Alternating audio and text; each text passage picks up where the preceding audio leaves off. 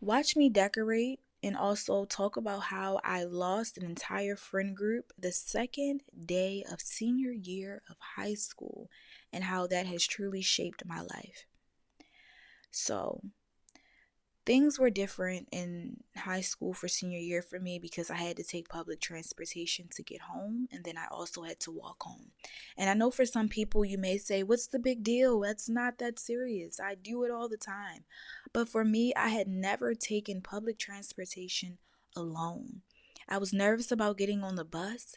I was nervous about swiping my ticket the right way. I was nervous if I was going to get out the side door because I saw that people had to kick the side door when I would get on public transportation with my family at times. I was nervous. I was nervous to walk home by myself. Are there going to be any creeps? Are people going to be lurking? You have so many different thoughts, and people are truly probably not even worried about you at all. Okay? But they do say somebody's always watching. All right, that's another story for another day.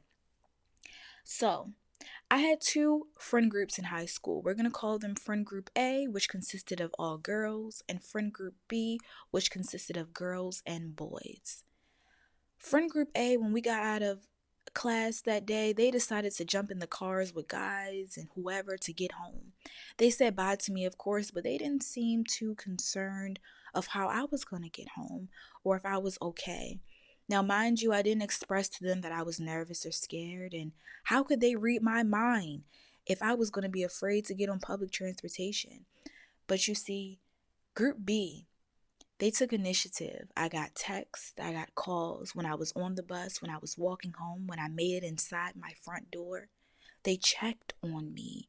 They asked me if I was okay, am I safe? And in that moment, when I got home, I've realized that these peaches ain't my real friends. They don't seem like they my real friends for real. You know what I'm saying? Nobody checked on me. What's going on now? Like, y'all don't care about me? So I went to my grandmother's house like I always do in the evening time to spend time with my family. And I remember that I was in my sister's room with her best friend, and we were sitting on the bed and we were listening to music and we were just vibing and chilling. I decided to go on Snapchat and I decided to make a post because when you're mad, you need to go on social media and make some posts, right? No, don't do that, y'all. I'm just playing. Don't do that. I went on Snapchat and I said, I know who my real friends are. You know how you used to take a picture of the couch or your leg, or a table. You just needed the dark screen. You needed the background to be black, right? So I remember taking a picture and then I wrote the words over the black background. I know who my real friends are. Now, one of my friends that I have known since middle school, okay? She responded back. She was from group A. She sent me a voice memo and she said, "Who are you talking about? Be direct." It was something along those lines. I haven't been in high school in a very long time. And in this moment, I don't know, I just felt so much anger. And I decided to say, I'm going to tell them everything I ever felt about this friend group. I'm going to let them know how I feel in this moment. I don't know why this was the moment, but it was. So I decided to say y'all this and y'all that and y'all judgmental and y'all talk about people too much and y'all this and da da da da. And I let it all out. She got that voice memo. She sent me back one and said, "You are fake. You have never been our friends, and I'm going to let all of our friends know that this is how you really feel." When I heard that, I said, damn, I think I just lost this group of friends. Mind you, I had classes with these people, okay? Group B, I really didn't have too many classes with. I would see them when I saw them. Still my friends, but Group A, I had dag near every class with them. Every single one. So now I had to walk through senior year by myself, in the classroom by myself, really paying attention to what the teacher was talking about, and being isolated. This was the first time in my life where I saw how God isolated me. And some may say, you isolated yourself. You posted on Snapchat. But for some reason in that moment, I'm not saying that that was the most mature way, but it was something I felt I needed to do. So the lesson I learned is that even if you are friends with people for a long time, and for me, middle school to senior year, that was a long time. The longevity doesn't matter.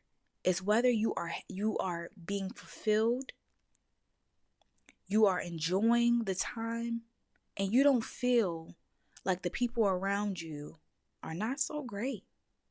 They can be. They can be intelligent, and they were very intelligent, and they were beautiful girls, and they were cool and they were funny, but sometimes they weren't so nice. And yes, I was in a friend group, so of course I was talking about people, but they always said that I was the nice one out of the group. And as I went to class every day and I had to look away from them because I didn't want to make eye contact and I had to sit there with them, I realized that God had been by my side the entire time, because truthfully, I don't know how I got through it. Anybody would think senior year is supposed to be the best year. You're supposed to care less, but for me, I cared more. I was just in a season where I had to be still and to be quiet. And the truth of the matter is, the last day of senior year, God convicted me. I had this overwhelming feeling that I needed to talk to the girl from Group A that I've known since middle school. I need to talk to her. I need to have a conversation with her.